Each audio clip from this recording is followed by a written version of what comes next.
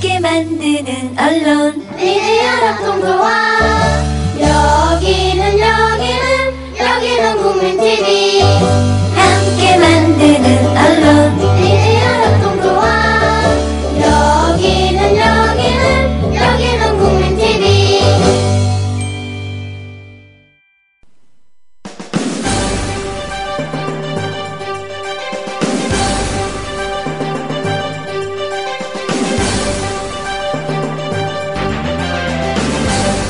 정치평론가 이강윤의 오늘.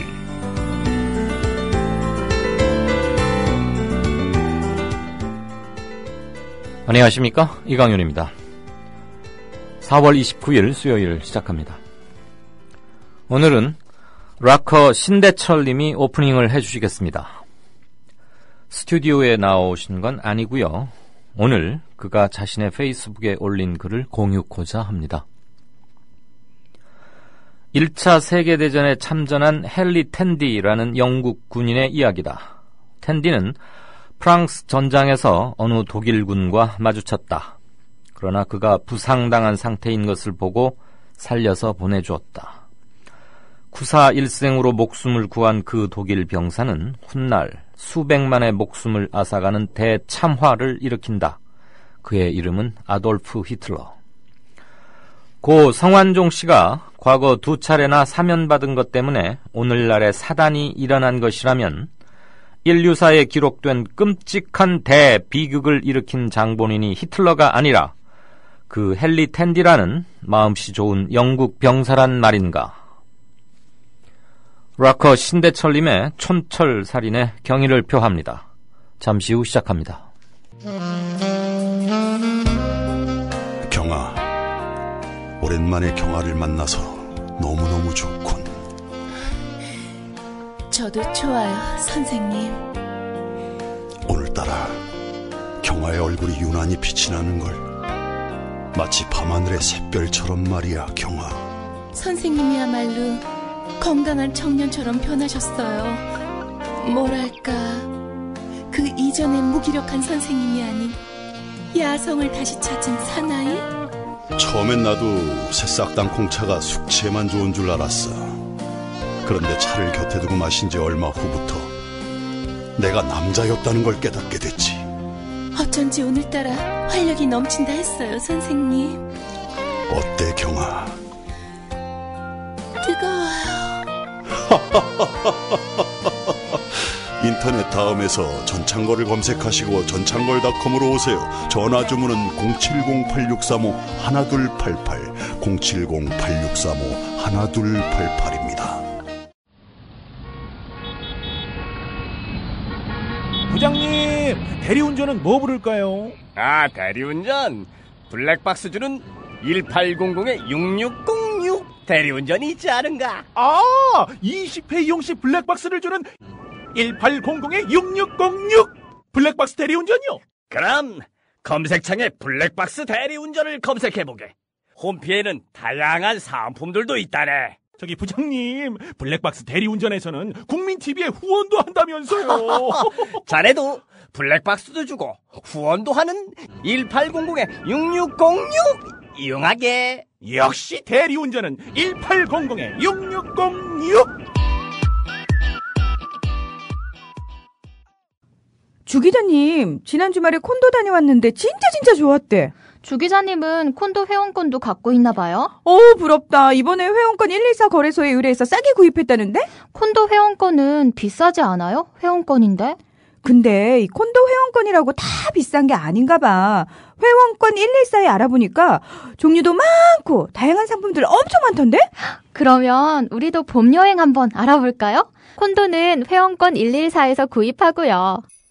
02-544-6114번 02-544-6114번 회원권 114는 인터넷과 모바일 앱에서도 검색할 수 있습니다. 콘도 회원권 거래는 회원권 114 02-544-6114번으로 바로 전화해보세요. 전국적으로 가는 비가 내리고 있는 가운데 오늘 오전 6시부터 4.29 재보선이 전국 4곳의 선거구에서 진행되고 있습니다. 이 시각까지의 투표 상황은 순조로운 편이고요. 투표율은 역대 재보선에 비하면 그렇게 낮지는 않고 더군다나 가늘긴 하지만 비가 오는 걸 감안하면 날씨가 그닥 좋지 않으니까요. 그런 걸 감안하면 그렇게 낮지는 않은데 재보선 평균 그런 것을 또 크게 상회하기를 기대하는 것도 좀 어려워 보입니다. 오전 상황 보니까 인천 강화 그리고 서 지구 특히 강화도에서의 투표율이 높고 광주광역시, 광주 서을, 천정배 무소속 후보가 나선 곳이죠. 이것도 조금 높았습니다. 자, 뉴스 브리핑 시작하겠습니다. 임대용 PD 어서 오십시오. 네, 안녕하십니까. 안녕하세요. 황교안 법무부 장관이 참여정부 시절 성완종 전 새누리당 의원에 대한 2차례 특별사면 특혜 의혹과 관련해서 단초가 발견되지 않으면 수사는 할 수 없다. 이렇게 말을 하면서도 요즘 범죄가 다양하지 않나? 금품이 오간 예를 들었는데 그것 말고도 여러 범죄가 있다. 이렇게 아리송한 얘기를 했어요. 뭡니까 이거? 네, 그렇습니다. 황 장관은 오늘 국회 법제사법위원회 전체 회의에 출석해서 박근혜 대통령이 어제 참여정부 시절 특사 관련 의혹을 규명해야 한다는 입장을 밝힌 데 대해 이같이 밝히고 그런 단초가 발견된다면 살펴봐야 하지 않겠느냐는 원론적 말씀을 드린다고 말했습니다. 이는 금품 수수가 아니더라도 다양한 형태의 불법 행위나 로비 의혹에 대한 가능성을 열어두고 단서가 있을 경우 수사할 수 있다는 의미로 해석됩니다. 황 장관은 성완종 리스트 파문에 대한 수사의 본류는 의혹 당사자인 8명에 대한 수사 아니냐는 새정치민주연합 박지원 의원의 질의에 대해 8명이 메모지에 거명돼서 수사가 시작된 것은 맞다면서도 다만 저희가 비리를 수사함에 있어 누구에 국한된다는 단서를 달 수는 없다고 말했습니다. 네. 황 장관은 이어 단서를 달지 않는 게 맞다. 비리 전반을 수사하는 것이라고 강조했습니다. 그러니까 수사할 수도 있다. 이 말을 강력하게 시사한 건데 말은 굉장히 복잡하게 했군요. 네. 네. 법률가들이 뭐 이렇게 말을 복잡하게 하는지요. 그냥 톡 까놓고 얘기하면 될 텐데. 안 그래도 다 눈치채는데 말이죠. 여야 오늘 주례회동 열어서 성완종 리스트 관련해서 국회 운영위원회를 다음 달 1일 오전 10시 소집하고 청와대로부터 업무 보고를 받기로 일단 합의했습니다. 네, 그렇습니다. 성완종 리스트에 오른 인물 중 이병기 청와대 비서실장은 자연스럽게 국회에 출석하게 됩니다. 그러나 김기춘, 허태열 전 청와대 비서실장에 대해선 여야가 이견을 보이고 있어 출석 여부를 둘러싸고 논란이 이어질 전망입니다. 청와대 민정수석의 운영 및 출석 여부도 풀어야 할 숙제인데요. 청와대 민정수석은 법무부, 검찰이 수사에 관여할 수 있다는 이유로 야당이 출석을 요구하고 있습니다. 조혜진 새누리당 원내수석 부대표 주례회동 직후 브리핑에서 청와대 민정수석은 상임위에 출석하지 않는 게 원칙이라고 강조했습니다. 반면 안규백 새정치민주연합 원내수석부 대표는 과거에도 긴급 현안이 있을 땐 민정수석도 출석했다고 강조했는데요. 여야는 오늘 주례회동에서 성완종 리스트 특검에 대해 논의했지만 접점을 찾지는 못했습니다. 네. 야당은 여야 합의로 1인의 특검을 대통령에게 추천하자고 제안했지만 여당은 대통령의 인사권을 무력화하는 것이라며 반대 입장을 분명히 했습니다. 네. 통상은 2명 또는 3명을 특검 후보로 골라서 청와대에 보내면 그중에 한 사람을 대통령이 지명해 왔는데 야당이 별도 특검에 여당이 전혀 응하지 않을 기세니까 이것 때문에 또 난항을 빚고 시간을 버리느니 차라리 그러면 여야 합의로 한 사람 특검만 딱 지정해서 보내자 이 얘기였잖아요. 네. 그 특검에 이제 야당의 의사를 좀 관철하겠다는 전략일 것이었고 여당은 그렇게 하면 대통령한테 굳이 보내고 말 필요가 없는 거 아니냐 그러면서 이제 또 불응하는 특검 가지고 적어도 몇 주일은 허비하게 생겼습니다. 엊그제 퇴임식 후 곧바로 서울 서초동 서울 성모병원에 입원했던 이완구 전 국무총리. 오늘 오전에 퇴원했군요. 아마 검찰 수사 이런 것들이 이제 본격적으로 대비하는 거겠죠? 네. 이완구 전 총리는 병원에서 MRI 촬영을 포함한 건강검진을 받은 것으로 알려졌는데요. 이 전 총리는 지난 20일 밤 사의를 표명한 후 공관에 직거하면서도 병원을 오가며 링거를 맞은 것으로 알려졌습니다. 대상포진으로 입원했다는 일부 보도도 있었으나 대상포진은 아니라고 이 전 총리 측은 전했습니다. 이 전 총리는 지난 2012년, 2013년 충남지사를 마친 뒤 혈액암의 일종인 다발성 골수종으로 투병한 바가 있습니다. 퇴원한 이 전 총리는 당분간 서울 도곡동 자택에 머물며 검찰 수사에 대비할 것으로 알려졌습니다. 네. 대상포진 얘기가 있었는데 그건 아니군요. 하긴 뭐 대상포진 가지고 MRI를 찍을 그럴 사안은 아닌 것으로 제가 어렴풋이나마 알고 있습니다. 성완종 전 새누리당 의원이 가족 앞으로 남긴 유서에는 정치권 인사들에게 금품을 건넸다는 의혹과 관련된 내용은 담겨있지 않다고 검찰이 공식적으로 확인했죠? 네, 성 전 회장의 정치권 금품 제공 의혹을 수사하는 검찰 특별수사팀은 오늘 취재진에 극히 사적이고 가족에 관한 내용만 유서에 있었을 뿐이라며 이같이 설명했습니다. 성 전 회장은 지난 9일 이완구 전 국무총리와 홍준표 경남지사 등 유력 정치인 8명에게 금품을 제공한 정황을 담은 메모를 남긴 채 스스로 목숨을 끊었습니다. 메모 속 의혹 내용을 수사하기로 한 검찰은 성 전 회장이 메모와 별도로 쓴 유서를 유족으로부터 확보했습니다. 사망 경위를 파악하는 한편 의혹 사건의 수사단서로 삼을 내용이 있는지 확인하는 목적도 있었는데요. 법조계 일각에서는 성 전 회장이 남긴 유서에도 의혹과 연관된 내용이 적혀있을 것이라는 관측이 꾸준히 흘러나왔습니다. 네. 특별수사팀은 어제 성 전 회장의 장남 승훈 씨를 조사실로 불러서 유서 원본을 반환했고 사본 한 부는 밀봉한 뒤 사건 기록에 첨부했다고 밝혔습니다. 네. 선거 그리고 야당 관련 얘기 하나 볼까요?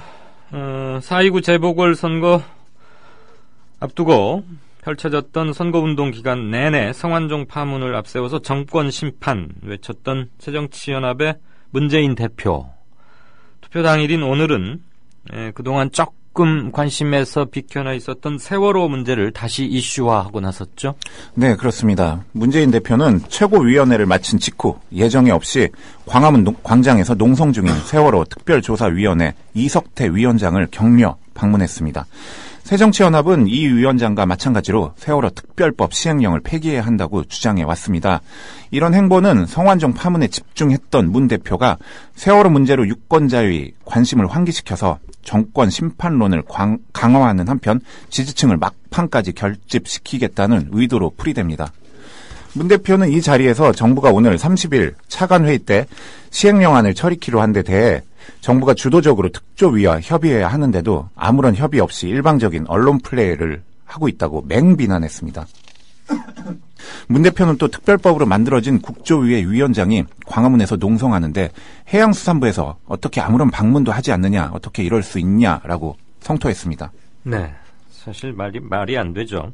세월호 특위 위원장이면 특별법에 의한 엄연한 국가기관이고 그 정도면은 장관급 예우를 하는 게 맞을 겁니다. 주무부처인 해수부에서는 당연히 누군가가 나와서 보살펴 드린다는 표현은 좀 뭐하지만 상황도 체크하고 이렇게 해야 되는데 그냥 야당 측 가족 측 추천위원으로서 위원장이 된 분 또 원래 꼬장꼬장하고 이러니까 그냥 소 닭 보듯 하는 그런 걸로 봤을 때 이 문제에 임하는 공무원들의 정서랄까 그런 걸 엿볼 수 있는 대목이죠. 사람과 사람 사이의 일인데 이렇게 예의와 도리를 잊어서야 어떻게 그런 메마른 마음으로 진상을 규명할 수 있을지 좀 그런 생각이 듭니다. 자, 투표율 한번 볼까요? 중앙선거관리위원회는 오늘 오후 3시 현재 국회의원 선거구 4곳의 투표율이 26.5%로 집계됐다고 약 1시간 반 현재 26.5% 공식 밝혔죠? 네, 이는 지난 24, 25일 이틀간 실시된 사전투표와 이달 중순부터 실시된 거소투표 결과가 반영된 것입니다. 이번 재보선의 사전투표율은 7.6%를 기록했습니다. 선거구별로 보면 광주 서을이 30%로 가장 높은 투표율을 기록했고요. 인천 서 강화을이 28.3%로 뒤를 이었습니다. 반면 경기 성남 중원은 투표율이 22.6%로 가장 저조했고 다음은 서울 관악을이 26.8%로 평균치와 비슷한 수준이었습니다. 선관위는 투표율 추이로 볼 때 최종 투표율이 30%대 중반으로 2000년 이후 총 15차례 치러진 국회의원 재보선의 평균 투표율 34.2%와 비슷한 수준이 될 것으로 내다봤습니다. 투표는 오늘 오후 8시까지 진행되고요. 투표장에 갈 때 반드시 신분증을 지참하고 자신이 거주하는 지역에 투표소를 찾아 투표해야 합니다. 선관위는 초접전 지역을 제외하면 오후 10시께 당락의 윤곽이 드러날 것으로 전망하고 있습니다. 네, 오전에는 인천, 강화, 서울이 투표율이 높았는데 오후 들면서 뒤바뀌었군요. 제가 아까 브리핑 모두 부분에 드린 말씀 부분 수정합니다. 지금까지 뉴스 브리핑의 임대웅 PD였고요. 고맙습니다. 네, 감사합니다. 저기 하나만 막 들어온 속보 하나만 전해드리고 넘어가죠. 지금 네팔에서 뭐 대지진 참사가 이러는 건 다들 알고 계시고 4만 명이 사망자가 10,000명에 이를 거다 이런 네팔 정부의 예측도 나오고 있는데 현재 거기에 태봉고등학교 학생 48명을 포함해서 다수의 한국 여행객 또는 체류자 거기 교민 거주자들이 있습니다. 내일 국적기 그러니까 우리 항공편 말이죠. 대한항공이나 아시아나 등 국적기를 증편해서 여행객들의 귀국을 지원하겠다고 정부가 밝혔습니다. 태봉고등학교라고 하면 잘 모르실 텐데요. 얼마 전에 제가 오프닝 멘트에서 인용을 했던가요? 세월호 관련해서 글을 쓴 고등학교 3학년 학생. 아닙니다. 홍준표 지사에게 무상급식 관련해서 지사에게 편지를 쓴 학생. 그 학생의 편지를 한번 읽어드렸었죠. 이진석 군인가 그랬었던 것 같은데요. 죄송합니다. 그 기억에만 의존해서 메모를 했어야 되는데 그 학생이 다니고 있는 학교가 바로 그 태봉고등학교입니다. 대한학교의 한 곳이고요. 현재 이 태봉고등학교 학생 일행, 인솔자와 학생 일행 48명은 진앙지로부터는 수십 킬로 좀 떨어져 있기는 한데 네팔 수도 카트만두와 제2의 도시의 중간쯤에 고립되어 있는 것으로 알려져 있습니다. 그렇지만 고립 상황은 일부 풀려나가고 있는데 공항으로의 근접이 어려워서 한국으로 돌아오는 게 조금 애를 먹고 있다. 그러나 신변의 안전은 확보된 상태다. 고국에 계시는 분들은 너무 걱정하지 말아달라. 그런 메시지를 제가 확인한 바 있습니다. 아무튼 내일 우리 비행기를 수편, 증편해서 몇 편을 늘릴지는 모르겠고요. 우리 교민들, 한국인들, 체류객, 그다음에 여행객 이렇게 귀국하는데 돕겠다는 얘기입니다. The American people realize that this cannot be made a fight. Our working thesis tonight is this quotation. If this fight against communism is made a fight between... 안녕하세요. 뉴스K 앵커 노지민입니다. 제 앵커석 옆에는 4명의 언론인 사진이 걸려 있습니다. 이 중 한 사람인 에드워드 머로우는 메카시즘의 광기를 끝낸 용감하고 양심적인 기자로 기록됩니다. 숨죽여 있던 미국의 지성을 일깨운 계기였습니다. 어느 누구는 뉴스 앵커가 특정한 주장을 펼치는 것이 점잖지 못하다고 지적합니다. 하지만 시시비비를 가리는 것은 언론인의 사명입니다. 뉴스K가 그 사명을 일깨우면서 한국 언론을 선도하겠습니다.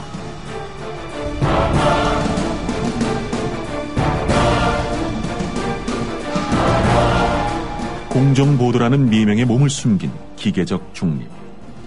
품위 품격이란 미명에 존재를 감춘 엘리트주의. 뉴스K는 하나하나 혁파해가고 있습니다. 오늘 저녁 7시 당신의 진실한 전달자 뉴스K 많은 시청 바랍니다.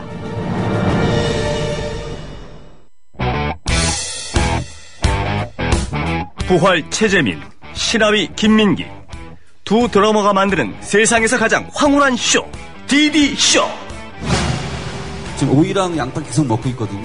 오겹살 같은 거 좋아했는데 대표 삼겹살을 얇은 걸로 바꾸고. 제가 이승환이라고 하는데 만나 뵙고 싶다고 그랬더니 하필 그날이 만우절이어가지고 4월 1일 할인은 세다 뭐 이런 분위기로 그래가지고. 네. 직접 하시는군요. 네, 20년을 같이 팀을 했는데 그걸 모르십니까? 김동완 씨는 외국인 팬들이 많아가지고. 저 친구는 신촌에서 일을 하고 있고요. 한국어를 공부하려고. 저 만취했을 때 몇 번 봤어요. 최재민, 김민기 DD쇼. 매주 월요일 저녁 7시 국민 라디오를 통해 여러분을 찾아갑니다.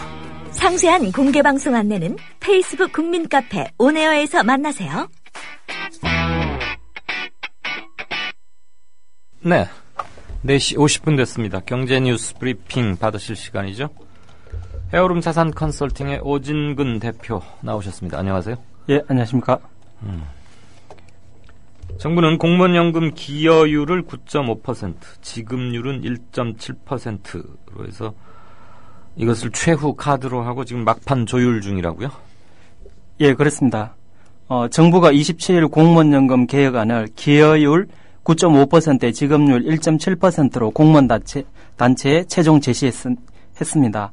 공무원 단체들은 이에 내부 입장을 정리 중이고 지금 여당과 야당도 지금 마지막 안을 조율하고 있는데 사실상 소득 대체율 50% 내외에서 지금 막판 쟁점들을 정리하고 있습니다. 그래서 현행 7%에서 9.5%로 기여율을 올리고 지급률은 현행 1.9%에서 1.7%대로 내리는 안입니다. 이것은 새누리당 안보다는 조금 후퇴했고 새정치 민주당 안에서는 약간 진보한 것인데 여당과 야당 사이에 중간 정도 되는 그런 상황입니다. 여와 야의 중간쯤 된다. 예. 기여율 이렇게 나오니까 좀 복잡하고 알아듣기 어려운데 쉽게 말하면 더 내고 덜 받게 하는 건데 더 내는 거는 여당 안보다 더 내게 되고 덜 받는 거는 야당 안보다 덜 받게 됩니까? 정부 안대로 하자면? 예, 그렇습니다. 그냥 간단하게 소득 대체율 기준으로 하면 50% 거의 초반. 네. 그래서 저희 방송에서 2번 방송했을 때 예측한 수준하고 좀 비슷하게 돼가는 것 같습니다. 소득 대체율이란 말도 실은 어려워요. 그러니까 평생 동안 받는 거에 평균의 반절쯤을 주겠다. 지금 그런 거죠? 예. 공무원 노조 측에서도 최소한 그게 50%는 넘겨야겠다는 게 애초부터 입장이었고요. 예. 현행 57%인데. 아무튼 용어가 어려울수록 쉽게 설명드리는 게 저의 모토이자 가장 좋은 방송이 아닌가 싶습니다. 법률가들, 경제 전문가들하고 얘기하다 보면 그분들에게는 상식적인 말인데 사실 용어에서부터 진입장벽을 느끼게 해서 좀 사람 주눅들게 하고 이렇습니다. 제가 뭘 아는 게 없어가지고. 예. 자, 5월 2일까지면 이제 불과 나흘밖에 안 남았는데 공무원연금 개혁 남은 쟁점 뭡니까? 예, 소득 대체율은 50% 정도로 이제 하는 거고 나머지 쟁점이 뭐냐 하면 국민연금의 명목 소득 대체율을 인상하는 것, 그리고 이에 따른 보험료율 조정이 있습니다. 그러니까 지금 국민연금이 40%로 돼 있는데 이것이 너무 낮기 때문에 50% 정도로 올릴 수 있는, 그러니까 기초연금 포함해서 그런 일들이 있고요. 또 하나는 국민연금 가운데 실질 소득 대체율을 올리기 위해서 소득이 너무 낮은 분들에게 이제 보험료를 보호하는 그런 부분들이 있습니다. 그래서 크레딧 확대라고 하는데, 그래서 이런 부분들, 그리고 또 공무원 연금에서 이번에 이제 100조 원 이상 이렇게 절감되는 부분이 있으니까 그런 부분들의 일부가 사회적 취약계층에게 국민연금 지원하는 데 좀 써야 된다. 그래서 그런 부분들이 쟁점으로 남아 있습니다. 네. 시중은행들이 최근 주요 수신 상품의 금리를 기준금리, 그러니까 지금 한국은행에서 정한 1.75%죠. 이거보다 낮은, 상당히 낮군요. 불과 1.4% 수준으로 떨어뜨리면서 이른바 배짱 장사에 나서고 있다고요? 은행들이 이렇게 지금 배짱 부릴 때 맞습니까? 예, 배짱을 부릴 정도로 환경이 그렇게 돌아가는데 지금 참 문제가 뭐냐면 한국은행은 1.75%로 정했는데 네. 4대 은행은 지금 1년 정기예금 금리를 1.40%에서 1.6%로 기준금리보다 더 낮게 유지하고 있습니다. 예금금리의 이자를요? 예. 예금금리의 이자를? 예, 그러니까 추가 금리 인하를 하지 않았는데 네네. 이미 그것을 반영하고 있기 때문에 지금 상당히 좀 문제가 되고. 기준금리보다 더 적게 준다 이 말이죠? 예, 그렇습니다. 그거 진짜 배짱이네요. 예. 그러니까 예금자 입장에서는 상당히 이게 좀 곤혹스러운. 그러니까 예금 하려면 하고 말라면 말아. 우리 굳이 예금 안 받겠다 이 소리 아닙니까? 예, 그렇습니다. 왜 이렇게 배짱이래요?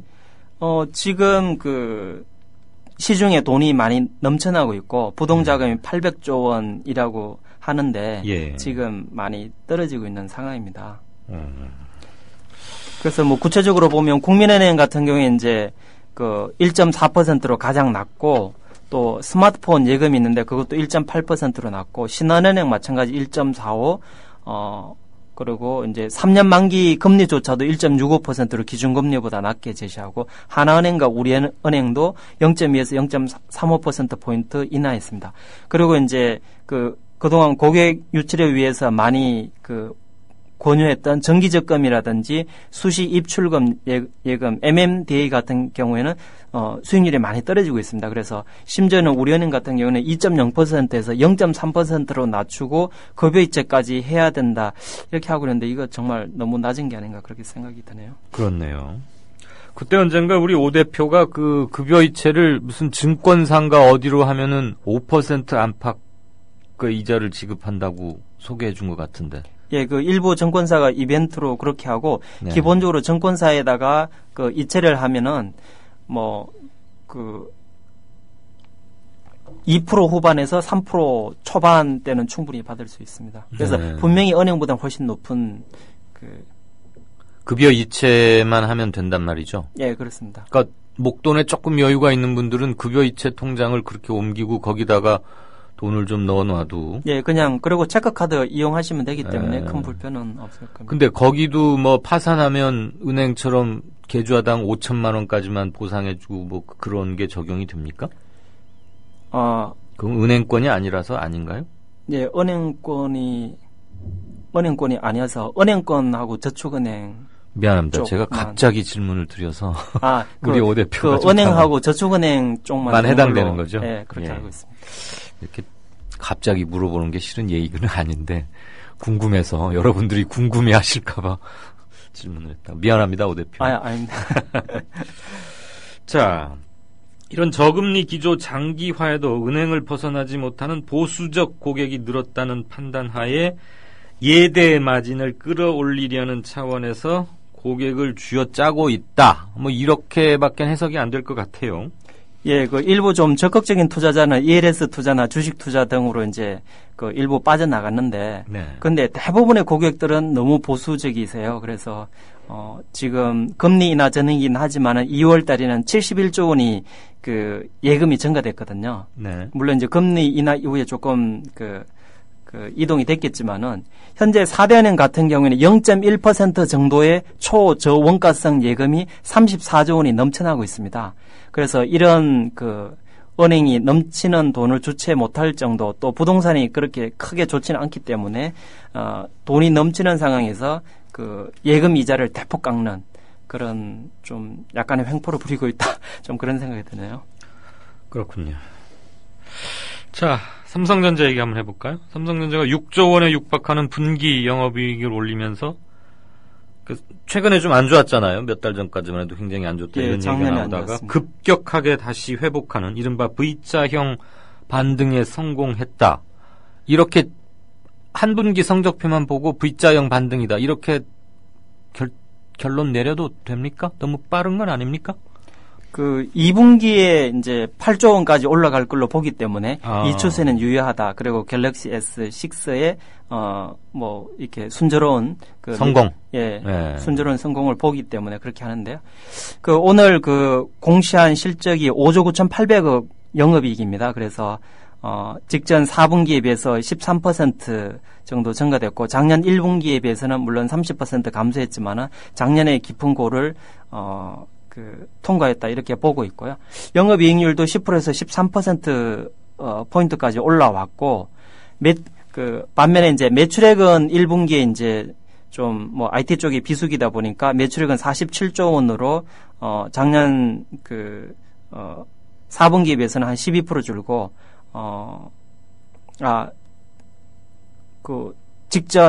직전 분기보다 한 11% 감소하고 작년 동기보다도 한 12% 정도 감소했습니다. 그리고 이번에 특혜할 만한 상황은 원화 강세로 인해서 한 8천억 원 정도 손실이 있었다. 그런 부분이 있고요.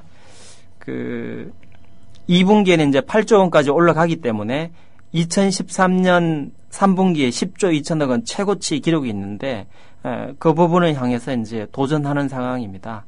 반도체가 좋은 게 좀 특징적인 상황입니다. 네, 그 갤럭시 S6인가 뭐 엣지인가 뭔가 뭐 이게 이렇게 멋있고 좋다는데 저는 기계치여서 그런지 스마트폰은 다 그게 그거고 똘똘해 보이고 다 이걸 어떻게 사람이 만들었나 하고 신기할 따름인데 모델 하나가 이렇게 빅 히트를 치면은 좀 그 흔들리던 회사도 다시 회생하고 V자 반등을 시킬 만큼 대단한가 봐요. 예, 그렇습니다. 예, 그나저나 저기 세계 그 많은 기업들 중에 시가총액 1위가 애플사라는 걸 보고 저는 깜짝 놀랐습니다. 무슨 저 코카콜라나 뭐 보잉사 뭐 이제 이런 데만 생각했었는데 또 뭐죠? GE라거나 GE는 이제 전통 굴뚝 쪽이긴 하지만 그다음에 빌 게이츠가 마이크로소프트 그리고 MS사 그리고 엑슨모빌이라는 그 옛날 스탠다드 엑슨모빌 네네 정유 업체에서 아주 막강한 데 아니에요. 예. 이런 데들을 다 제치고 애플이 시가총액 1위라 그래서 진짜 스티브 잡스가 엄청난 사람이고 엄청난 일을 했구나라고 뒤늦게 느꼈는데 갤럭시 S6가 얼마나 좋은지 모르겠는데 흔들릴 뻔하던 삼성전자를 살려냈다 이거죠. 네. 그러면 그 S6 만든 연구원들한테는 봉투를 급여를 두둑하게 보너스랑 줍니까? 예, 뭐 삼성전자 평균 연봉이 1억 원이 넘고 그리고 이제 뭐 스마트폰이나 반도체 쪽에서는 50% 이상 연봉이 50% 이상 성과급으로 상여금으로 받으니까. 그래도 가만히 누워 있으면서 생사가 불분명한 분이 더 많이 가져가겠죠. 네, 그렇죠. 딴 얘기 합시다. 아니 진짜 이런 거 개발하고 그런 사람이 많이 받아야 되는 게 아닌가 싶어서. 잘 되면 부하, 안 되면 내 탓 이렇게 돌려야 되는데 내가 잘해서 우리 삼성전자가 세계적인 게 됐고 마누라만 빼고 다 바꿔라. 7시에 출근해라 그랬다가 아니다. 출근들 알아서 해라. 뭐 이러고 삼성전자에 있는 꽤 높은 직위에 있는 제 친구 보니까 정신없고 오마조마하면서 살얼음판 하루하루 살얼음판 같다고 얘기를 합니다. 예. 밖에서 보는 거하고는 좀 다른 모양이에요. 예, 그렇죠. 이제 담배를 못 피운다는 그런 담배. 자, 국내 주식형 펀드의 지난 5년간, 최근 5년간이겠죠? 예. 최근 5년간 성적표가 나왔는데 장기 투자와 저평가주 가치 투자 펀드 그리고 중소형주 펀드가 성적이 좋았다고요? 예, 그렇습니다. 그 삼성 중소형 포커스가 131%로 1위를 기록했고 KB 밸류 포커스가 98%, 신영 밸류 고배당이 80%, 한국 밸류 10년 투자가 76%, 신형 마라톤이 65%입니다. 그래서 대부분 이제 가치, 밸류 뭐 이런 이름이 들어가는 펀드들이 높은 수익률을 기록했고, 그리고 이제 꾸준한 수익률을 기록했고요. 1위를 기록한 삼성 중소형 포커스는 중소형주에 특화된 그 바텀업 리서치라 그러는데 그 종목 중심의 투자를 통해서 가장 높은 수익률을 냈습니다. 네. 밸류자 들어가는 거 사면 됩니까? 잘 뭘 모를 때는? 예, 그 1위부터 5위까지 대부분 밸류 아니면 중소형인데 크게 이제 두 가지 그 펀드를 소개하고 싶은데 1위를 한 삼성 중소형 포커스 같은 경우에는 2008년 한 해를 제외하고는 계속 플러스 수익률을 냈습니다. 올해도 23% 수익률을 내고 있는데 좋은 비즈니스 모델을 보유한 양질의 주식을 장기 투자한다는 철학으로 이렇게 지금 좋은 수익률을 내고 있고 2위를 기록하고 있는 한국 밸류 10년 투자 펀드는 그 2006년 4월에 론칭했기 때문에 9년이 됐습니다. 그래서 굉장히 좋은 성적을 내고 있고 설정액도 1조 5천억 원에 달합니다. 그리고 여기 평균 PER은 그 9.6배, PBR은 0.75배에서 굉장히 저평가되어 있습니다. 예, 그래서 여기 이제 가치주 투자가 아무래도 이제 상당히 유리하다. 더군다나 지난 4년간 좀 그 박스권 장세에서는 가치주가 좋은 수익률을 낼 수밖에 없다. 그렇게 말씀드리겠습니다. 네, 가치주라는 게 뭔가요? 가치주는 이제 그 저평가된 종목인데 네. 순이익에 비해서 시가총액이 10배를 넘지 않는 주식을 대부분 편입하고 그리고 그 회사의 순자산보다 좀 시가총액이 작은 저평가된 PBR 1배 이하, PER 10배 이하의 아주 저평가된 안전한 주식을 사는 겁니다. 좀 인내심은 필요하겠지만은 가치주를 사서 재미를 볼 거라는 건 실은 너무 당연한 얘기네요. 해가 동쪽에서 뜬다하고 비슷한 얘기잖아요. 이를테면 그 회사의 내재적 가치나 이런 건 좋은데 현재 좀 저평가돼 있어서 싸다. 이게 가치주라는 거 아닙니까? 예. 그럼 그런 주식이 오르는 건 당연한 거 아니에요? 그런데 예. 그게 이론적으로는 알아도 실천하기는 매우 힘듭니다. 왜냐하면은 이제 최근 2, 3년간 중국 관련 화장품주나 뭐 면세점, 여행주 이런 것들이 인기가 있을 때는 그걸 편입해야 되고 헬스케어가 이제 또 각광을 받으면 그런 쪽을 편입해야 된다. 그런 쪽을 편입하지 않고 있으면 수익률을 따르기가 굉장히 힘들거든요. 그러니까 유행에 민감할 수밖에 없는 펀드 매니저들의 고충이 있는데. 그렇죠. 성장주 또 어떤 테마주. 그런 유행 그리고 지금 당장 그걸 편입하면 좋은 스코어를 낼 것을 알면서도 굳이 저평가된 가치주를 발굴해서 장기 보유하기가 펀드 매니저 입장에서는 쉬운 게 아니다. 이 말씀을 강조하고 싶은 겁니까? 예, 그러니까 역으로 얘기하면 펀드를 운영하는 회사에서 그 펀드 매니저의 어떤 그 안전이랄까? 그런 거 어느 정도 이렇게 뭐 일정 부분 보장하는 부분이 있지 않으면 이 가치 투자 철학을 실현하기는 매우 힘듭니다. 알겠습니다. 거기도 또 회사고 실적을 내야 인정받고 하고 뭐 그런 게 있을 텐데 그럼 그냥 우리 오 대표가 우리 청취자분들께 대표적인 가치주 아주 안전한 것만 가끔 한두 개씩 알려주세요. 농담입니다. 예, 농담이고요. 예, 아까 종목 얘기하면 안 되는 건데 그냥 아까 말씀드린 펀드들이 그런 펀드들입니다. 네, 그런 펀드 상품 이미 나와 있군요. 예. 사도 요한님이 방금 올려주신 얘기 함께 정보 공유 차원에서 지금 말씀드리겠습니다. 조금 전에 오진근 대표가 얘기하신 CMA 통장 검색을 해보니까 종금사에서 운영하는 CMA는 5천만 원 예금 보호 가능하다고 나온다는군요. 예. 그런데 이분이 질문을 주셨어요. 우리 오 대표한테. 종금사가 한 군데인 듯 지금도 종금사가 있습니까? 메리츠 종금증권. 거기 한 군데 남아 있습니까? 예. 옛날에 동양 종금증권이 있는데 그 라이센스 끝났고. 사도 요한님 들으셨죠? 그 한 군데 남아 있는 건 맞는데 그 메리츠 종금이랍니다. 며칠 전에 메리츠도 또 무슨 안 좋은 걸로 오 대표한테 혼났는데. 예, 한 2번 정도 말씀드린 것 같습니다. 그렇죠. 뭐 비정규직이 많고 조정호 씨인가 하는 회장은 또 100억 가까이 받아가고. 예. 저도 지금 저 같은 경제 문외한이 오 대표 덕에 많이 늡니다. 자, 그런데 장기 투자를 한다고 반드시 펀드 수익률이 꼭 좋은 건 아니다. 5년 동안 이렇게 성적표를 분석해 봤더니 장기 투자를 했는데도 아주 스코어가 부진한 그런 펀드들도 있었다고요?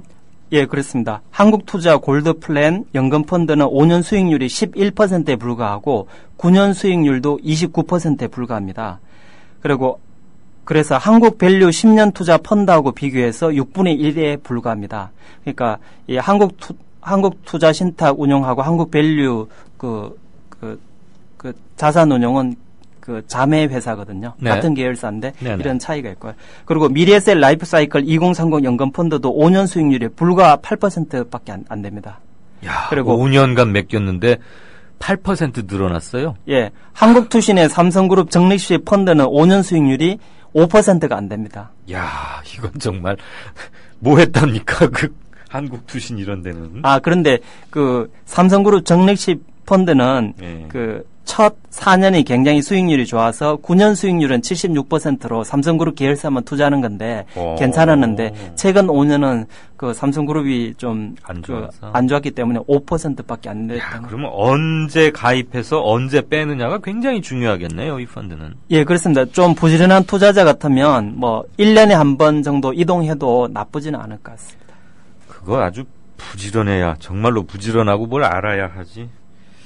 자, 정책 얘기 좀 해보시죠. 임종룡 금융위원회 위원장이 공적연금 확대보다는 사적연금 활성화를 강조했다. 그러면 이거 무슨 보험회사들 살판나라 그런 얘기 아닙니까? 예, 재벌 그 보험회사들하고 네. 또 그 대형 금융사들한테 유리한 정책이 되겠죠. 이 국가금융위원장이면 굉장히 중요한 자리인데 재정경제부 장관, 그러니까 경제부총리와 함께 매우 중요한 자리인데 국세청장 이렇게.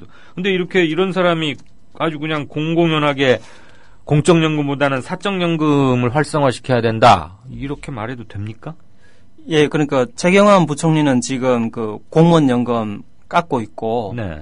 그리고 이제 지금 금융위원장은 그 현실로는 펴는데 대다수 선진국이 재정 부담으로 공적연금 확대 좀 한계가 있으니까 사적연금 활성화를 적극 추진할 수밖에 없다. 그래서 좀 현실론을 펴긴 하는데 근본적으로 공적연금 확대가 가장 바람직하고 네. 2순위로 사적연금 활성화하는 것이 더 좋지 않을까 그런 생각을 합니다. 특히 현재 사적연금 시장이 377조 원인데 2020년 5년 후에는 590조 원으로 급증할 것으로 보고 있습니다. 그러니까 6년간 60%나 늘어나기 때문에 규모가 굉장히 커지는 거죠. 그러니까 6년간 220조 원이나 늘어나는 겁니다. 그래서 2020년이 되면 공적연금이 750조, 사적연금이 590조 원이니까 재벌 보험회사들이나 대형 금융회사들로서는 상당히 좋은 호재를 만났다 이렇게 볼 수 있습니다. 알겠습니다. 임종룡 위원장의 이 발언은 상당히 좀 듣기가 경제를 잘은 모르는 제가 봐도 조금 그런 것 같습니다. 지금까지 경제뉴스 브리핑의 오진근 대표였습니다. 고맙습니다. 예, 감사합니다.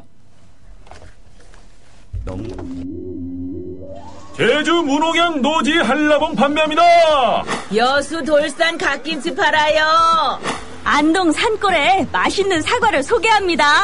거금도에서 직접 키운 전복을 직거래로 가져가십시오. 속리산 문장대 아래 청정지역에서 재배한 콩으로 만든 청국장 맛보세요. 거창 민들레 사과 어떠세요? 광천 특산품 광천김 끝내줍니다. 정직하고도 유익한 특산품 멀리서 찾지 마세요. 지금 국민TV 홈페이지 홍보마당 사업 홍보 게시판에 펼쳐 있습니다. 파실 분 사실 분 함께 어우러진 행복한 상생의 장, 여러분을 초대합니다. 국민.tv 홍보마당 사업 홍보 게시판 지금 들러주세요.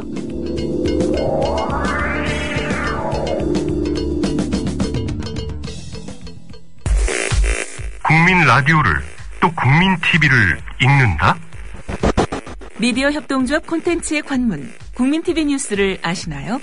뉴스K 등 국민TV의 모든 기사, 조간브리핑 등 국민 라디오의 인기 콘텐츠, 주요 방송의 녹취와 뉴스메이커와의 대담, 주요 원고 대본이 여러분을 기다립니다. 국민 라디오와 국민 TV를 한눈에 만나세요. news.국민.tv 모바일 접속은 m.news.국민.tv. 네, 5시 13분 됐습니다. 청취자 게시판, 이 시간 현재까지 여러분들은 어떤 생각을 주로 하고 계시고 어떤 말씀들 주시는지 좀 보겠습니다. 오늘 진짜 인터뷰에서는 여러분 잘 아시죠? 이광철 변호사 연결해서 어제 대통령의 긴급 대국민 메시지, 이른바 이완구 총리 건은 유감이다, 성완종 2번 사면은 철저히 조사해야 한다, 이 부분에 대해서 법률가의 입장 한번 들어보겠습니다. 하시고 싶은 말씀, 질문하고 싶은 것 있으시면 아시죠? 이제 샵 인터뷰 해서 올려주십시오. 최대한 반영합니다. 주명아빠님, 사랑의 7시간. 사랑의 유람선은 들어봤어도 사랑의 7시간. 대통령 각하님, 참여정부의 성완종 새누리당 전 의원 사면이 문제의 단초라면 성완종 새누리당 전 의원을 세상에 나오게 한 그의 부모님을 수사해야 하지 않나요? 왜 단군 할아버지 때 것까지 다 털지 그래요? 라고 풍자해 주셨습니다.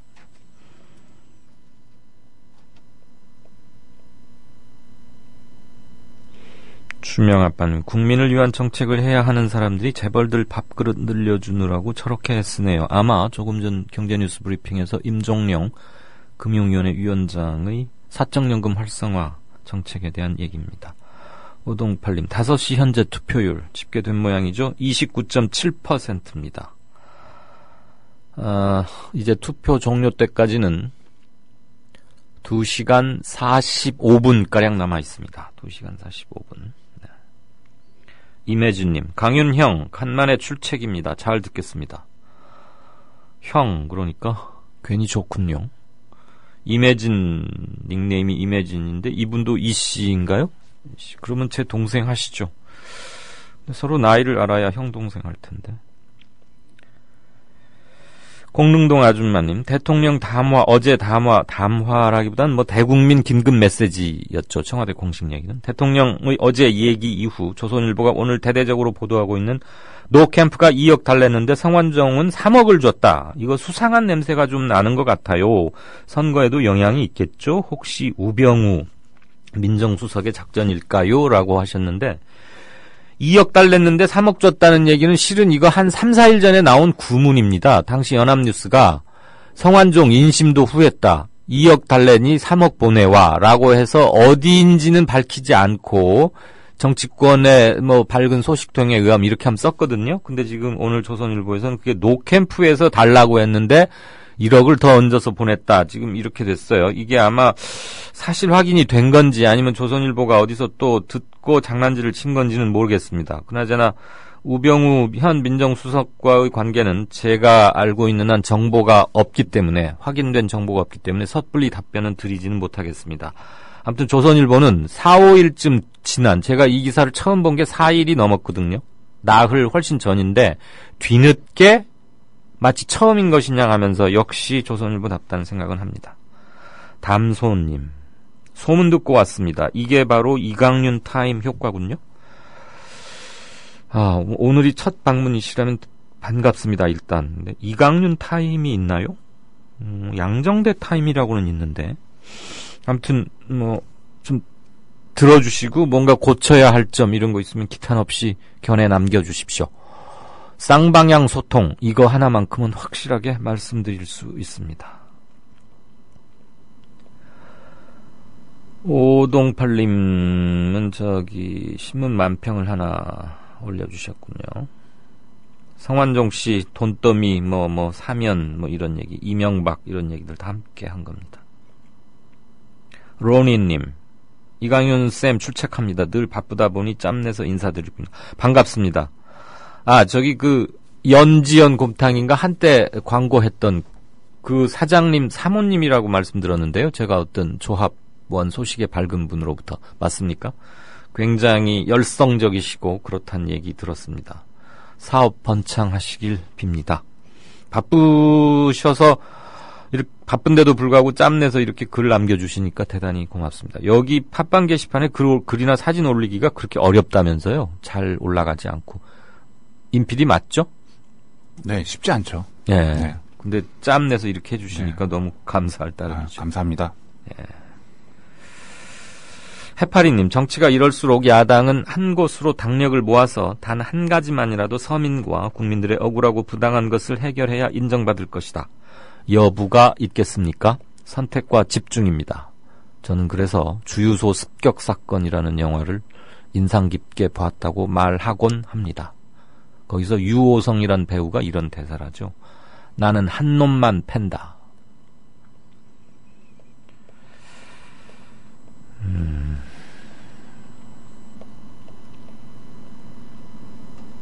이슬님, 성완종 씨 검찰 조사는 진흙탕 조사로 국민들에게 피로감을 주어서 사건을 잊게 만드는 프레임으로 생각이 된다.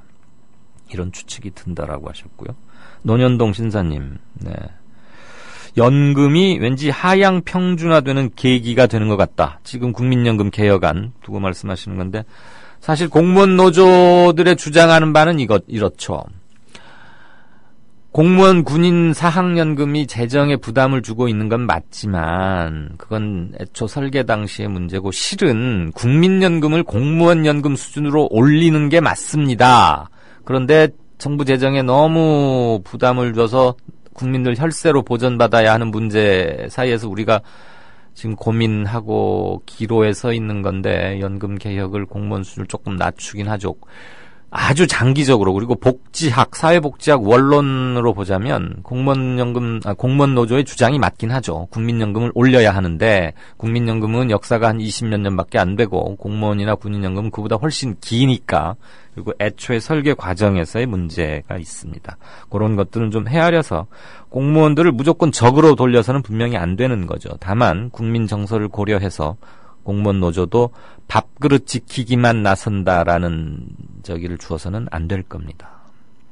수국님 바로 잡아주셔서 대단히 고맙습니다. 아까 그 태봉고등학교 홍준표 현 경남도지사에게 편지를 썼던 학생은 태봉고등학교 1학년 이현진 군입니다. 제가 이름을 좀 헷갈렸죠. 공릉동 아줌마 별일 없어야 할 텐데 이슬림 정부에서 더 빨리 대응했어야 옳은 거라 생각합니다. 네. 저도 동감입니다. 네팔 지진 난 지가 며칠째입니까? 벌써 일주일쯤 돼가지 않습니까? 그리고 태봉고 학생들이 고립돼 있다는 것을 안 지도 네팔 지진 바로 다음 날 알았죠? 당일날인가? 그렇다면 뭔가 서둘렀어야 됐죠? 왜 일주일씩이나 물론 현지 공항에 접근하기 어려운 그런 점은 있을 겁니다. 다만 일주일씩이나 이런 결정을 내리기까지 일주일씩이나 소요되었어야 한다는 것 이해하기 좀 힘듭니다. 네. 일단 게시판은 여기까지 보고 시간이 되면 조금 이따 다시 한번 챙기겠습니다. 조선일보가 일제에 벌이는 거룩한 전쟁에 참여하라고 해서 내 학도병으로 지원했다가 죽을 뻔했다우. 6.25 때 조선일보가 국군이 연전연승하고 있다고 해서 넋놓고 있었죠. 근데 밤새 인민군이 서울을 함락시키고 후퇴할 때는 남편을 잡아갔어요. 진작 피난할걸. 조선일보에서 외환 위기는 없다며 설레발 떨었는데 그걸 바보같이 믿었어요. 그래서 사업이 실패했습니다. TV조선에서 황선 신은미가 북한을 지상낙원이라고 했다는 보도를 보고 폭탄을 던졌어요. TV조선이 거짓 보도를 한 건데.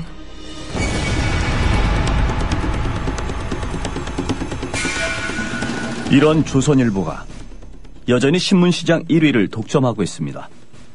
조선일보 같은 족벌신문, 수구 기득권 세력의 대변 매체에 집중된 언론 권력을 시민에게 돌려주자는 운동. 이게 바로 미디어 협동조합 운동입니다. 조합원이 아니신가요? 서둘러 가입해주세요. 조합원이신데 조합비를 아직 못 내고 계신가요? 서둘러 자동납부 신청을 해주세요.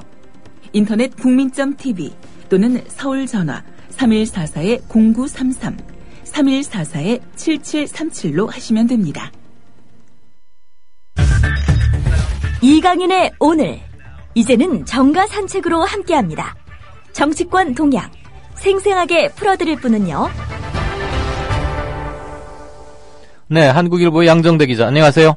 네, 안녕하세요. 전국적으로 비가 거세지는 않지만 부슬부슬 거의 하루 종일 내리는데 이거 투표율에 네네. 큰 영향 안 미치나 봐요. 오늘 재보선 이 시간까지 투표율 예상보다는 적지 않다. 이렇게 봐야겠죠? 그렇죠. 이번 재보선 사실 몇 군데 안 되고 또 성한종 파문에 따라서 네. 정치 불신 이런 것들을 좀 감안을 하면 작년 재작년 재보선보다 이제 높지 않을 거다.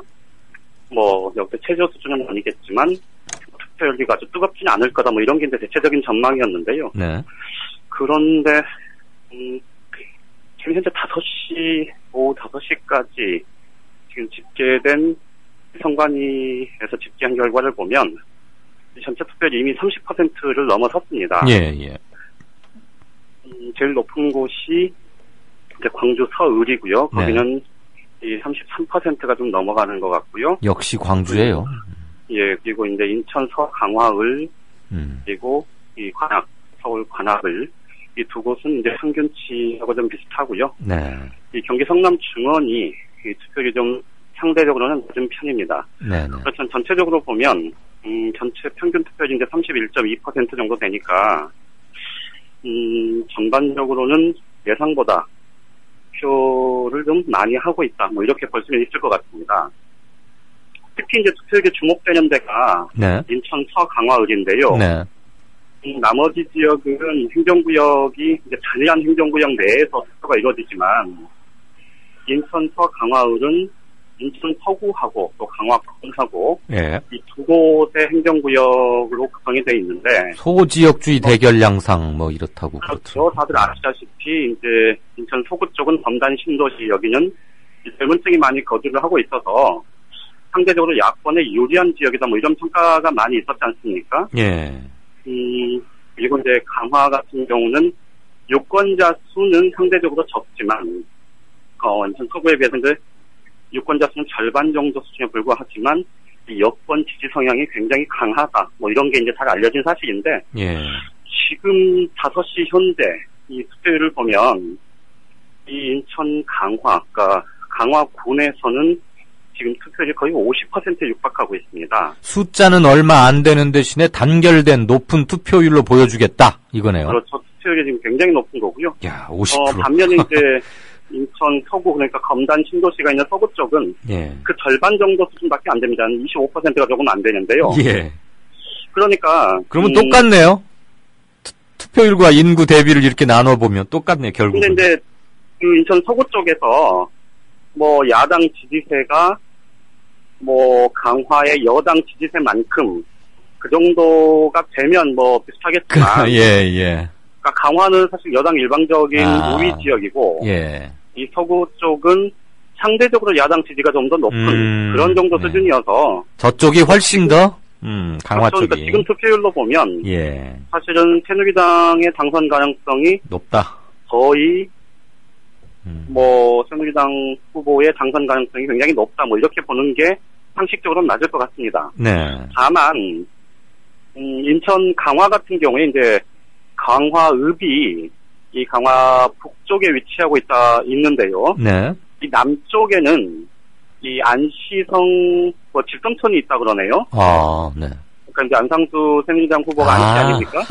그래서 뭐 근데 이제 거기는 인구수는 상대적으로 강화 내에서는 좀 적은 편이고 예. 강화읍 쪽에서는 새정치민주연합의 문재인 대표에 대한 호응도가 이전 선거 때보다는 좀 많이 높은 편이다. 뭐 이런 게 이 현장을 다녀온 기자들의 뭐 공통적인 얘기인데요.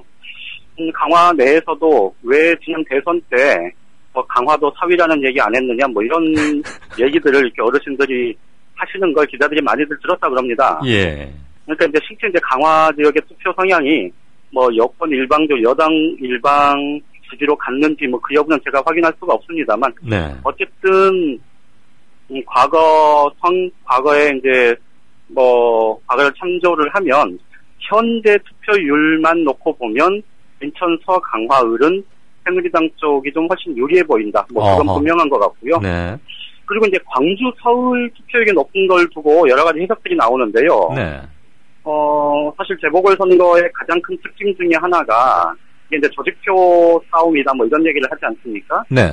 아무래도 이 당 조직력이 두드러지는 새정치민주연합 쪽에서 좀 적극적으로 이 투표가 이루어지고 있는 것 아니냐 이런 해석이 나오면서 광주, 서울도 좀 까봐야 알 것 같다. 그래서 새정치연합 쪽에서는 실제로 조금 기대를 좀 하는 것 같습니다. 네.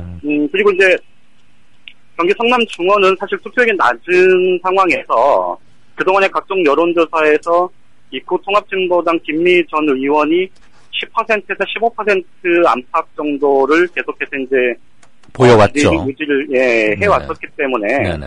여기는 사실상 새누리당이 굳힐 가능성이 높다 이런 게 대체적인 평가인 것 같고요. 네. 이제 관악을이 한 군데 남았는데 관악을 같은 경우는 정말로 오리무중인 것 같아요.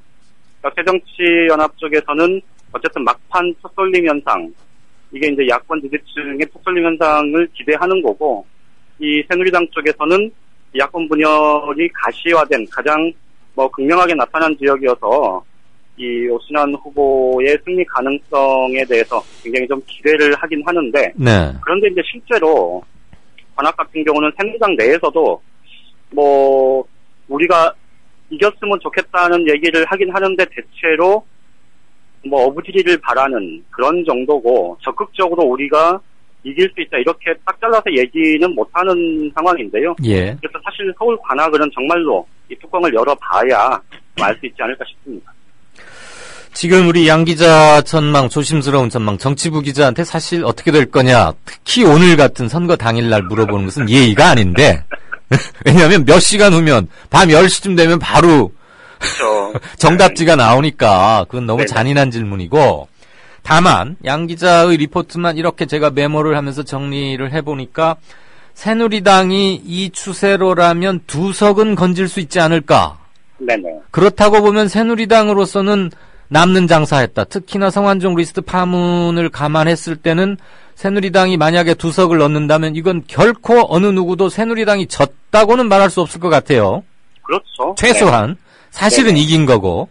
그렇죠. 사실상 이긴 선거라고 봐야죠. 그렇죠. 그러니까 네. 참 이게 제가 뭐 멸치로 시작해서 돌고래까지 커진 선거다 이런 말을 했고, 그 이번 재보선이 살아있는 생물이라는 단어를 또 한 번 절감케 한다. 그러면서 메가톤급 소재, 악재인 성완종 리스트가 터졌음에도 불구하고 새누리당이 2석을 얻을 수 있다는 것. 이게 한국 정치 지형을 명확히 보여주는 거 아니냐. 물론 투표율이 대단히 낮은 재보선이기 때문에 이른바 바람이 통할 수는 없지만, 조직을 결코 이길 수 없지만, 그럼에도 불구하고 성완종 리스트가 갖고 있는 파괴력이나 앞으로 파장, 특히 특검 도입되고 뭐하고 하면 이게 적어도 2-3달은 갈 텐데, 적어도. 네네. 그럼에도 불구하고 새누리당이 2석을 건진다. 이건 정말 여러모로 곱씹어 봐야 되는 거고, 관악이 문제인데 만약에 정동영 후보가 이기지 못하고 오신환 새누리당 후보가 당선이 된다면 정동영 후보로서는 정계 은퇴 압력까지도 받게 되지 않을까요?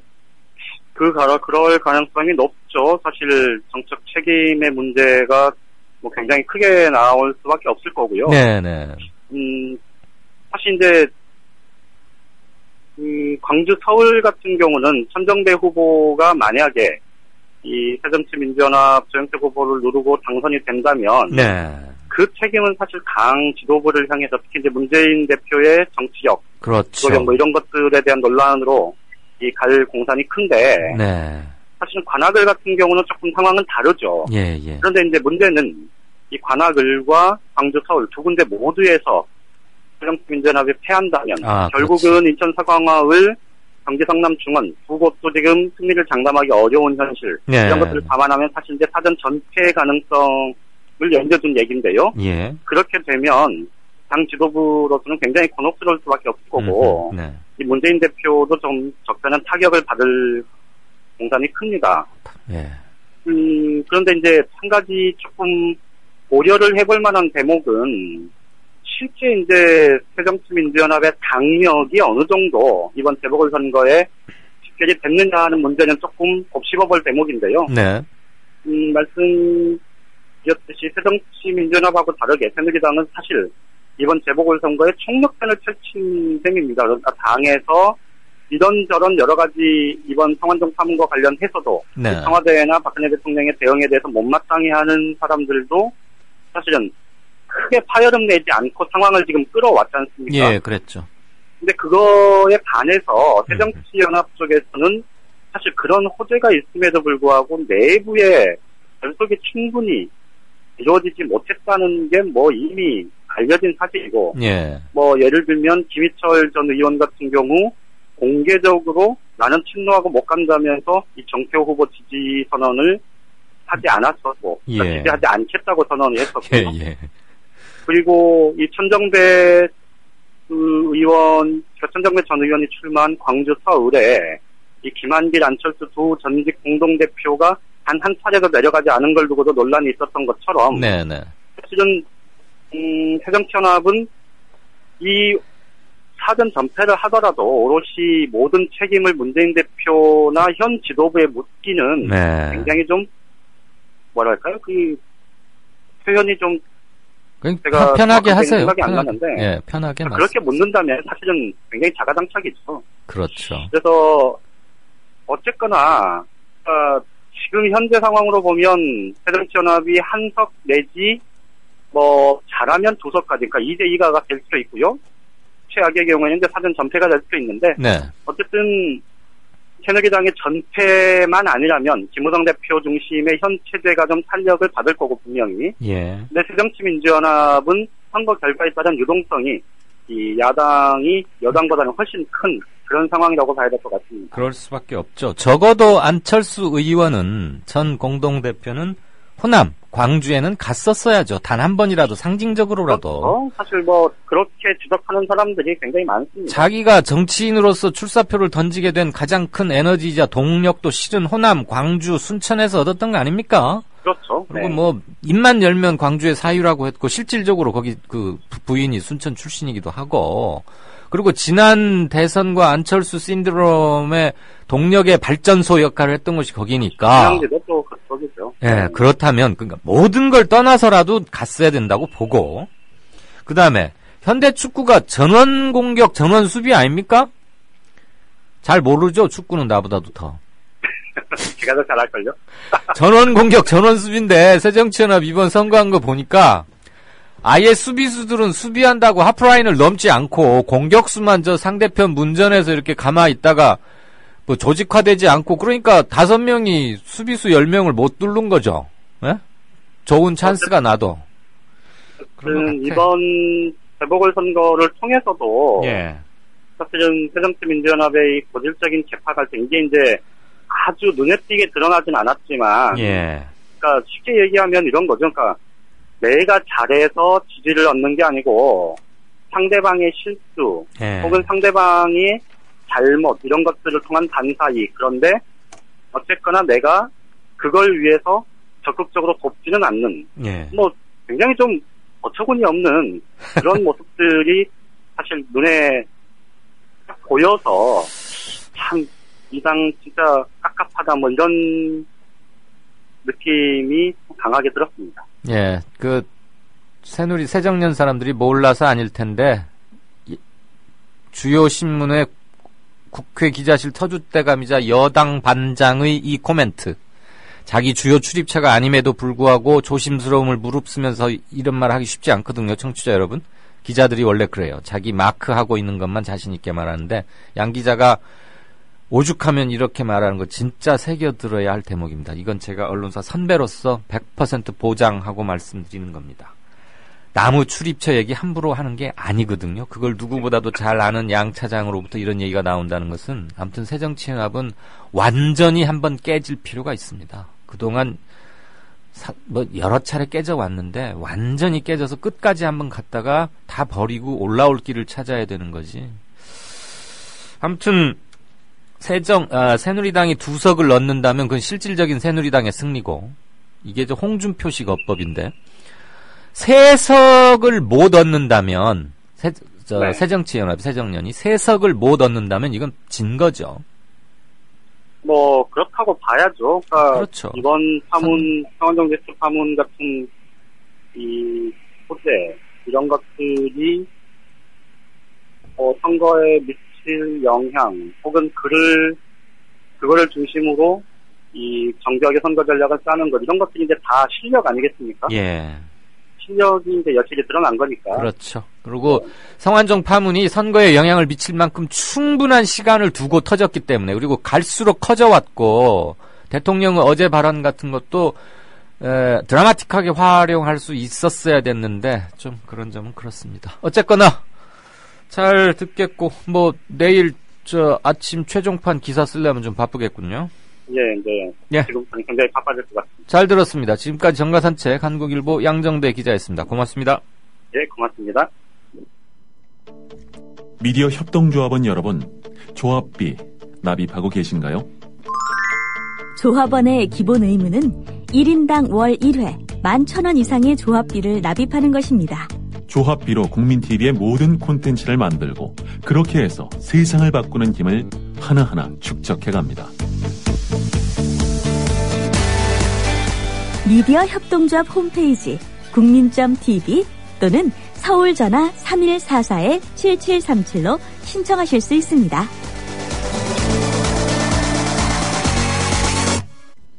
네, 제가 오늘 준비했던 행간은 오늘 문화일보에 난 홍준표 성완종 메모는 앙심이다. 그래서 법원에서 증거로 사용되기는 어려울 것이다 라는 제목의 기사였습니다. 지금 시간상 행간을 진행할 수는 도저히 없습니다. 그러니까 무슨 말씀을 드리고자 하는지 대충 감들 잡으셨을 텐데 제 생각을 짧게 한 말씀 드리고 게시판 조금 보고 진짜 인터뷰로 바로 넘어가도록 하겠습니다. 지금 아까 뉴스 브리핑에서도 들으셨지만 이완구 전 총리 이제 퇴원해서 검찰 수사 대비하고 있다고 그러고요. 이완구 전 총리는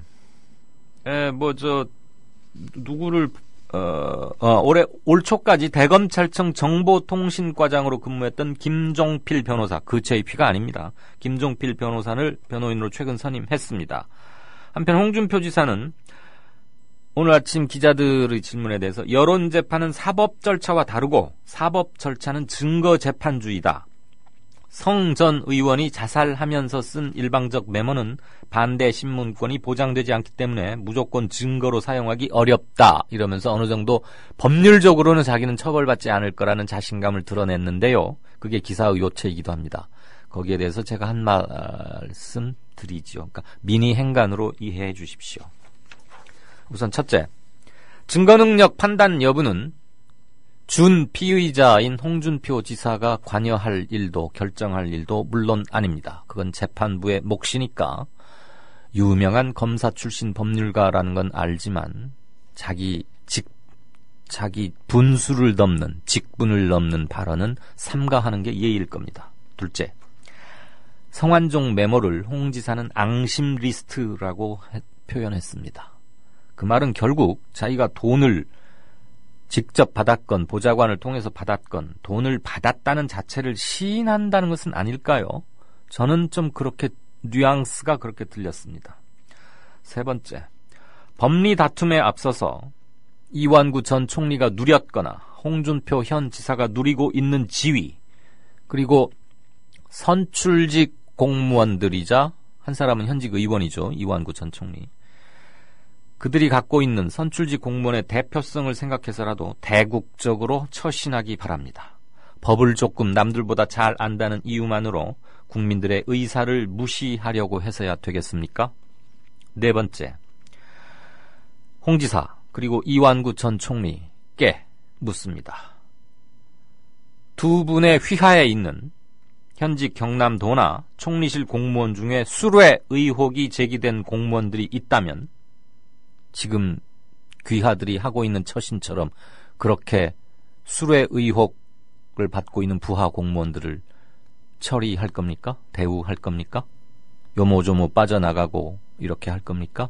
아마 모르긴 몰라도 눈을 부라리면서 일단 직무 정지시키거나 큰일 낼 사람들이다. 아직도 이런 부패 공무원이 있나? 그러면서 자르고 혼내고 그랬을 거 아닙니까?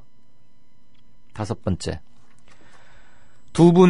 최소한 두 분을 보면서 성완종 리스트 8명 모두 다지만 지금 이, 홍 집중 거론된 이 두 사람을 보면서 정치가 바뀌어야 한다는 것 새삼 절감합니다. 바로 지금 당신들 두 사람 때문에 더더욱 정치는 바뀌어야 된다는 거 확신합니다. 당신들이 정치 개혁과 이른바 유권무죄, 권세가 있으면 죄가 없다, 유권무죄 이런 것들을 척결해야 하는 이유를 지금 이완구, 홍준표 두 분, 귀하 두 분께서 명확하게 보여주고 계십니다. 이강윤의 뉴스 행간이었습니다.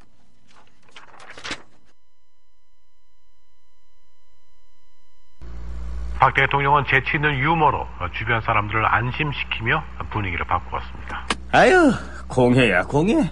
아니 기사님, 뉴스 듣다 왜 라디오를 끄세요? 대통령 동정 연예인 스캔들 동물 날치 얘기뿐이에요. 어디 뉴스가 뉴스다워야지요. 그럼 기사님 안목에서 뉴스다운 뉴스는 뭔가요? 4대강 만든다고 하더니 죽을 4차 4대강 만들었고, 나라님이 자원 외교한다며 혈세를 펑펑 써댔고, 똥별들이 무기 팔아서 뒷돈 챙기고 나라가 개판 5분 전이 됐는데 이런 건 뉴스에 안 나오잖아. 뭐가 뉴스겠어요? 자고로 뉴스라는 거는 권력이 뭔지 알려주고 그 권력을 바르게 이끄는 거 아니겠습니까?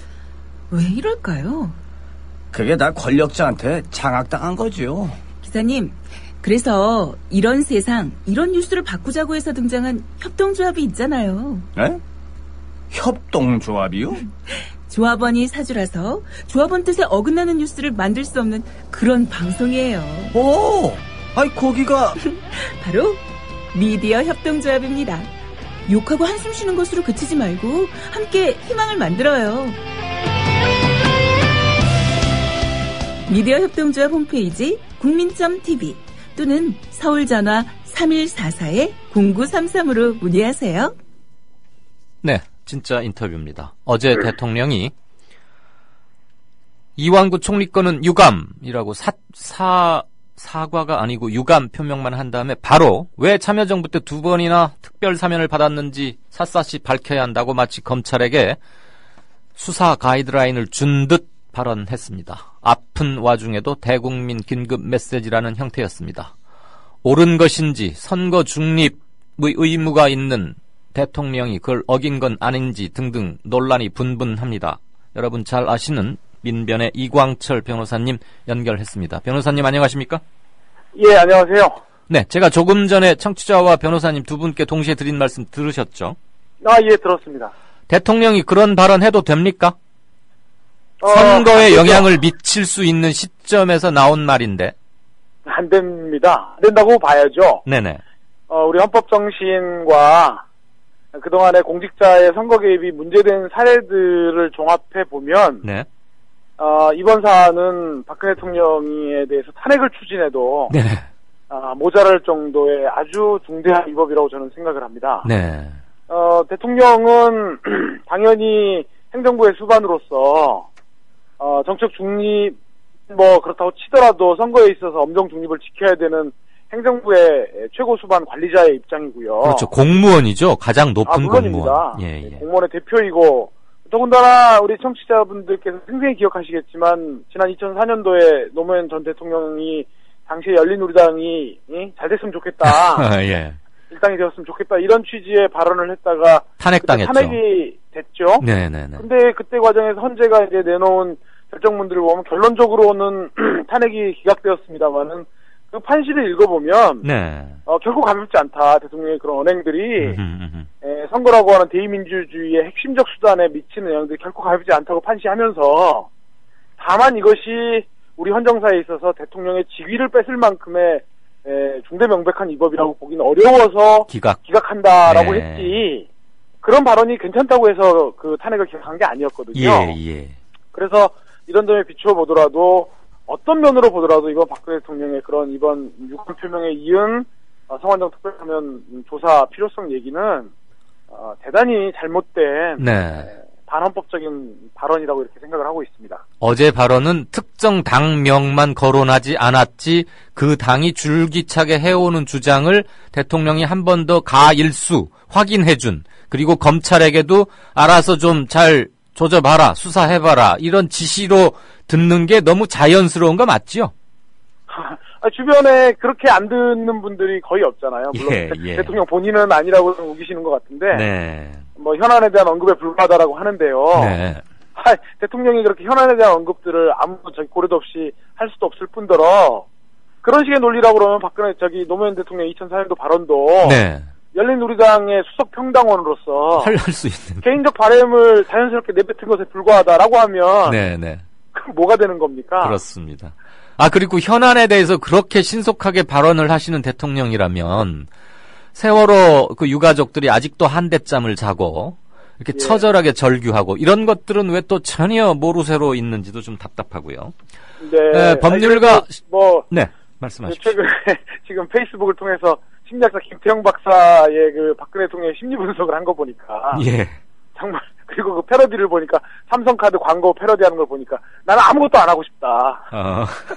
진짜 하기 싫다 이러는데 유독히 저는 이해가 잘 안 되는 게요. 이분이 다른 국정의 과제에 있어서 정말 부자기에 가까울 만큼 아무것도 안 하고 무능한 모습을 지금까지 보여줘 왔는데 유독히 선거 때만 되면 이분이 굉장히 창의적이고 이렇게 정말 누가 봐도 깜짝깜짝 놀랄 만큼의 진짜 이런 행위들을 하셔갖고 선거에 영향을 미치신단 말이에요. 발군의 실력이죠. 정말 가히 선거의 여왕다우신 행보이긴 한데 그러려면 대통령 그만두시고 다시 새누리당의 그냥 대표 입장에서 하시는 것이 네. 헌법과 국민을 위해서 바람직하지 않는가 그런 생각을 합니다. 아주 뭐 이래서 이광철 변호사님이 명쾌하다 그래서 이렇게 인기가 높으신 거군요. 아니요. 법률가시니까 한 가지 여쭙겠습니다. 예. 검찰청 법이라는 게 따로 있지요, 지금 우리나라에? 물론입니다. 법무부의 외청이긴 하지만 국세청이나 무슨 중소기업청과는 달리 별도의 법이 있지요. 네. 검찰은 그 자체로 독립적이고 중립적이어야 할 의무가 있지요.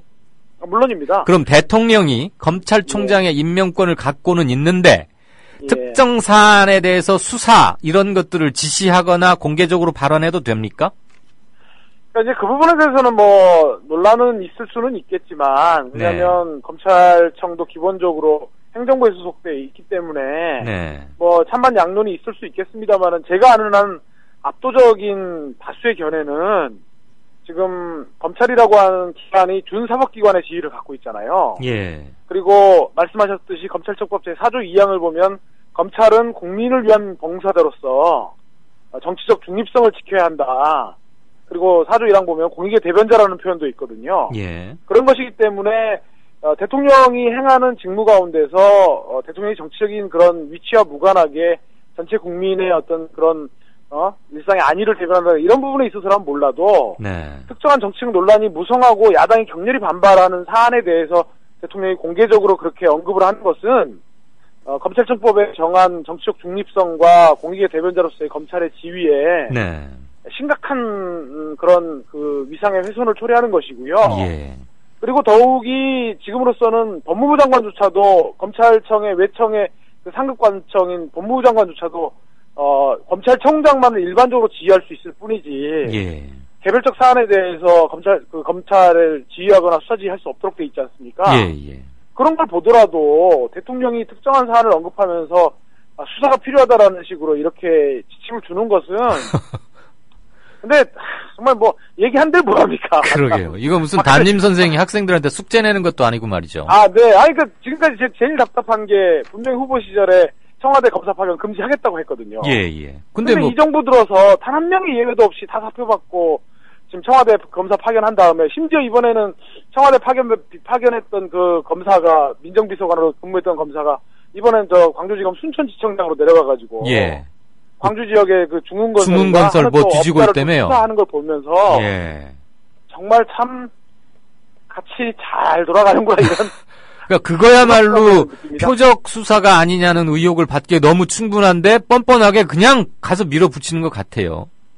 그러게 말입니다. 한 가지 더 여쭙겠습니다. 그 기자들 사이에서는 그런 소문이 있던데 저희로서는 확인하기가 조금 그래서 같은 이제 사법고시 선후배고 하니까 좀 더 저희들보다는 소상히 아실 듯한데 저 청와대 민정수석의 49살 우병우 민정수석이라고 대통령이 총애한다는 분 계시지 않습니까? 예. 그 사람이 그렇게 진짜 파워풀하고 막강합니까? 그거는 저 같은 법조인보다는 아마 지금 거리에서 취재하는 아마 기자님들이 더 잘 아실 것 같은데요. 권력의 내밀한 속살에 대해서까지 제가 알 바는 없지만, 적어도 그 양반, 그 우병우 수석이 과거 노무현 대통령을 담당 검사였죠. 수사할 때부터 비춰보는 모습이라든지, 지금 현재 검찰총장도 제대로 힘을 못 쓴다라는 그런 기자들의 그런 취재 결과까지 종합해 보면 굉장히 대통령 그 실세인 건 맞는 것 같고 또 하나 그런 정황을 뒷받침하는 것이 대통령이 지금 현재 대통령의 지위에서 정치력을 갖고 뭐 무슨 문제를 푸는 게 지금까지 취임 이후에 단 한 건도 없었지 않습니까? 그렇죠. 뭐 국정원 뭐 대선 개입부터 시작해가지고 내라는 뭐 이런 것도 그렇고 세월호 문제는 말할 것도 없고요. 대부분 다 집권 1년차 때 공안정국으로 다 국민들 찍어 누르고 반대 세력들 입 막고 내라는 뭐로 다 몰아붙이고 정당 회사에서 지금까지 왔단 말이에요. 그러한 일련의 과정에서 가장 큰 역할을 한 것이 검찰권이었다. 그래서 그러한 지금까지 박근혜 정권의 통치의 이런 면면들을 볼 때도 과연 그러면 청와대 안에서 더군다나 김기춘이 힘을 쓰다가 이번에는 우병우 쪽에 힘이 쏠리는 것은 너무나 당연하지 않겠나. 이런 생각들, 이런 정황들이 좀 있는 것 같습니다. 알겠습니다. 한 가지 더 여쭙겠습니다. 황교안 법무장관이 오늘 뭐 당연히 뉴스 보셨겠지만 국회에 나와서 범죄의 단초가 발견된다면 살펴봐야 하지 않겠나라고 특별사면에 대해서 말이죠. 네. 이 법무부 장관의 발언 어떻게 해석하는 게 맞습니까? 공부를 떼는 거죠. 일단 네. 법률가로서 아마 본인도 그 부분이 수사의 대상이 된다고는 생각하지는 않겠지만 그 특별 사면은 대통령의 고유한 통치 행위니까 수사의 대상이 될 수 있습니까? 그렇죠. 뭐 많은 분들이 뭐 김병준 전 청와대 정책실장도 지적하시고 금태섭 변호사님도 뭐 페이스북 통해서 지적했지만 네네네. 특별 사면이라는 건 늘 특혜 시비를 불러올 수밖에 없는 것이고 그렇죠. 그래서 사실 헌법학자들이 많은 비판들을 하거든요. 예, 검사들이 제일 싫어하는 게 특사고. 예, 네. 헌법에 적혀있는 권한을 개헌도 하지 않고 폐지할 수는 없는 노릇이니까 이거는 우리가 그런 부작용들을 최소한 억제하면서도 특별사면이 갖고 있는 순기능을 더 제고할 수 있는 방향으로 권한을 행사하도록 사회적 여론을 모아가는 것이 중요하지 않겠습니까? 네. 근데 지금 박근혜 대통령이 하는 짓이나 황교안 법무부 장관이 이렇게 와서 하는 얘기들을 보면 스스로가 헌법을 짓밟는 행위인 거예요. 예. 그런 부분들에 있어서 국민 여론에 조금 어필할 수 있는 점이 있다고 해서 근거도 없이 마구 성완종 특별사면에 무슨 노무현 정부가 돈 받고 한 것처럼 그런 뉘앙스의 말들을 계속 흘리고 오늘 황교안 장관도 결국은 오늘 선거를 앞두고 또 마지막 공부를 한번 뗀 거죠. 그런 점에서 과연 그러면은 이것도 왜 선거 이명박 개입인데 대통령이 네. 과거에 이건희 단독 사면한 것은 수사하지 않든지 그렇죠. 그것도 같이 수사의 대상에 올려가지고 이번 기회에 특별사면이 갖고 있는 문제를 한꺼번에 헌정사적으로 털어낸다든지 예. 그러는 게 맞지 않나 싶습니다. 맞아요. 그때 뭐 평창올림픽 지원하게 한다 그러면서 딱 한 사람 콕 찍어서 저기 했었죠. 네, 그러니까요. 예. 네. 이런 변이 있나 해서 뭐 발군의 실력을 보여주시는 거 잘 아니까요. 1분 40초 남았는데 예. 이 질문 마지막 질문입니다. 한 1분 정도로 압축해 주시면 대단히 감사하겠습니다. 성완종 리스트에 등장한 사람들 중에 지난 대선 때 실무 책임졌던 사람들의 혐의가 만약에 사실로 입증이 되면 포괄적 의미에서 박근혜 현 대통령에게도 책임을 묻게 되는 상황이 발생할 수 있을까요? 법률적으로? 글쎄요. 저는 좀 법률적으로는 좀 회의적으로 보는데 두 가지 근거만 짧게 말씀드리겠습니다. 네. 우선 하나는 박근혜 대통령 스타일인데 네. 양반 하는 거 보면은 주로 돈 문제는 전혀 본인이 개입하지 않고 다 맡겨서 그래서 예전에 그 대선 때 2007년 경선 때도 그 김무성 대표가 그때 굉장히 고생 많이 했던 것 같아요. 예, 그랬다고 그러네요. 집 못 팔겠다고 하고. 네. 이런 문제에 있어서 대선 자금 문제가 갖고 있는 상당한 폭발력 있는 큰 문제가 있지만 네. 대통령 본인의 개입이 여러모로 확인되지 않는 이상 단순히 그것만 가지고 법률적 책임을 묻는 것은 저는 조금 부정적으로 보고 싶은데 다만 네네. 정치적으로 국민들이 이 부분들을 어떻게 받아들이느냐에 따라서 예. 법적 책임을 떠난 정치적 책임, 뭐 탄핵이라든지 예. 이런 부분들은 이후에 국민들의 의사가 존중되는 것이 맞다고 봅니다. 잘 알겠습니다. 네. 짧은 시간에 답변 독촉드려서 대단히 죄송하고 명쾌한 말씀 감사합니다. 고맙습니다. 예. 지금까지 민변의 이광철 변호사와 어제 대통령 발언 두고 얘기 나눴습니다. 이강윤의 오늘 순서 여기까지입니다. 들어주셔서 대단히 감사합니다. 내일 뵙겠습니다.